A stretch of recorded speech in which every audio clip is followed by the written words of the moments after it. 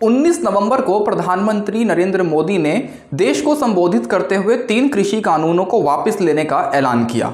लेकिन इस ऐलान के साथ एक सवाल खड़ा हुआ कि किसान नेताओं के साथ 12 दौर की बैठकों के बावजूद कृषि कानूनों पर टस से मस ना होने वाली मोदी सरकार को अचानक क्यों झुकना पड़ा। इसके 4 कारण हैं, आइए समझते हैं। पहला, डटे रहे किसान तो पीछे हटी सरकार। ठंडी गर्मी बरसात की परवाह किए बिना किसान दिल्ली की सीमाओं पर डटे रहे। 600 से ज़्यादा किसानों की मौत और तमाम दिक्कतों के बाद भी आंदोलन पर असर नहीं पड़ा और ये चलता रहा। सरकार ने किसानों को दिल्ली बॉर्डर से हटाने के लिए कई प्रपंच किए। लोहे की कीलें, लाठीचार्ज, केस पर केस। बीजेपी नेताओं और भक्तों ने किसानों को बदनाम करने की कई मुहिमें चलाई, लेकिन किसान जमे रहे।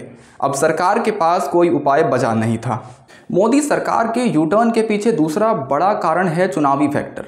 इस आंदोलन के खत्म होने की सबसे बड़ी वजह चुनावों को ही माना जा रहा है।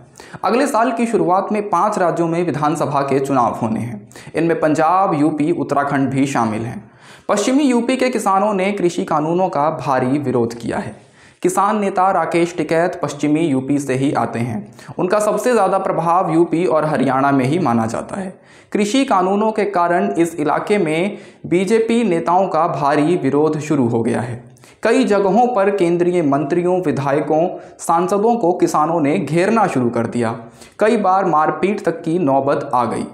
इसके अलावा हाल ही में सी वोटर और एबीपी के एक सर्वे में बीजेपी को पिछली बार के मुकाबले 100 से ज़्यादा सीटों का नुकसान होता दिख रहा है। पंजाब में भी चुनाव होना है। ये शुरुआत से इस आंदोलन का केंद्र रहा है। किसान आंदोलन में शामिल होने वाले सबसे ज़्यादा किसान इसी राज्य से हैं। पंजाब में भी अगले साल की शुरुआत में विधानसभा के चुनाव होने हैं। पुरानी सहयोगी शिरोमणि अकाली दल कृषि कानूनों के मुद्दे पर बीजेपी और एनडीए से अलग हो चुकी है। पंजाब में बीजेपी की स्थिति ज़्यादा मजबूत कभी नहीं रही, लेकिन आंदोलन की वजह से वो पंजाब में पहले से भी ज़्यादा कमज़ोर हो गई है। कृषि कानूनों की वापसी के पीछे तीसरी वजह मानी जा रही है लीगल फैक्टर। सुप्रीम कोर्ट ने इस साल 12 जनवरी को कृषि कानूनों को लागू करने पर रोक लगा दी थी। कोर्ट ने मामले के समाधान के लिए एक 3 सदस्यीय कमेटी का भी गठन किया था। सभी स्टेक होल्डर्स से बातचीत के बाद इस कमेटी ने इसी साल मार्च में अपनी रिपोर्ट कोर्ट को सौंप दी थी। हालांकि 6 महीने से ज़्यादा वक्त बीत जाने के बाद भी इस रिपोर्ट को सार्वजनिक नहीं किया गया है। मामला फिलहाल सुप्रीम कोर्ट में विचाराधीन है। अब ये माना जा रहा है कि कृषि कानूनों के लागू होने पर रोक के बाद सरकार के पास इस मामले में खोने के लिए ज़्यादा कुछ नहीं बचा था। साथ ही उन्हें यह भी डर था कि अगर कोर्ट ने किसानों के पक्ष में फैसला दिया तो फजीहत अलग से होगी। ये भी कानूनों के वापस होने के पीछे एक बड़ा कारण है। सरकार के यू टर्न में चौथी वजह है लखीमपुर खीरी कांड, या यूँ कहें कि इस पूरे आंदोलन का टर्निंग पॉइंट। 3 अक्टूबर को लखीमपुर खीरी में किसानों पर गाड़ी चढ़ाने और उसके बाद हुई हिंसा में 8 लोगों की मौत हो गई। पूरी घटना का मुख्य आरोपी केंद्रीय गृह राज्य मंत्री अजय मिश्र टेनी का बेटा आशीष मिश्र है। इस घटना के बाद से ही केंद्र सरकार बैकफुट पर आ गई।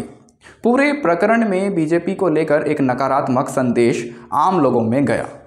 अभी के कुछ और कारणों की बात करें तो 26 नवंबर यानी जब आंदोलन को 1 साल होने जा रहे हैं, तब तक किसानों ने यूपी से लेकर दिल्ली तक कई बड़े प्लान लाइन अप किए हुए हैं।